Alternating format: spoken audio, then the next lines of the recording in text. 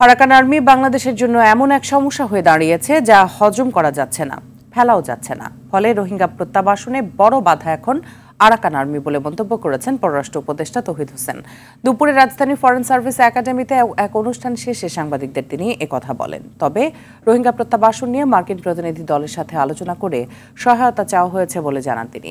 এছাড়া সম্প্রতি মুর্শিদাবাদের দাঙ্গা নিয়ে বাংলাদেশকে মিথ্যা অভিযোগের দায়ে বাংলাদেশের প্রধান উপদেষ্টা কার্যালয় থেকে লিখিত প্রতিবাদ জানানো হয়েছে বলেও জানান পররাষ্ট্র উপদেষ্টা। আমাদের জন্য সরকার গঠনের প্রবাসী সরকার গঠনের খুব অল্প স্বাগত জানাচ্ছি। এখানে পররাষ্ট্র সচিব সমস্যার সমাধান না হলে যদি ওখানে যুদ্ধ শেষও হয়ে যায় তারপর শান্তি আসবে না, এটা আমি খুব শক্তভাবে বলেছি এবং বলেছি যে এখন আমরা একটা নতুন বাস্তবতায় আছি।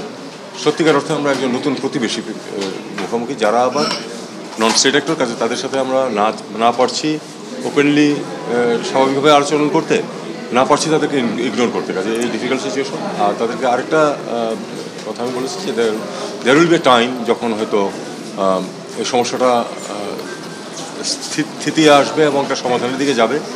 তখন আমাদের যে বন্ধুরাষ্ট্র আছে এবং শক্তিশালী রাষ্ট্র যারা আছে তারা চাপ সৃষ্টি করতে হবে ওখানে যে নতুন ডিসপেন্সেশন আসবে তাদের উপরে,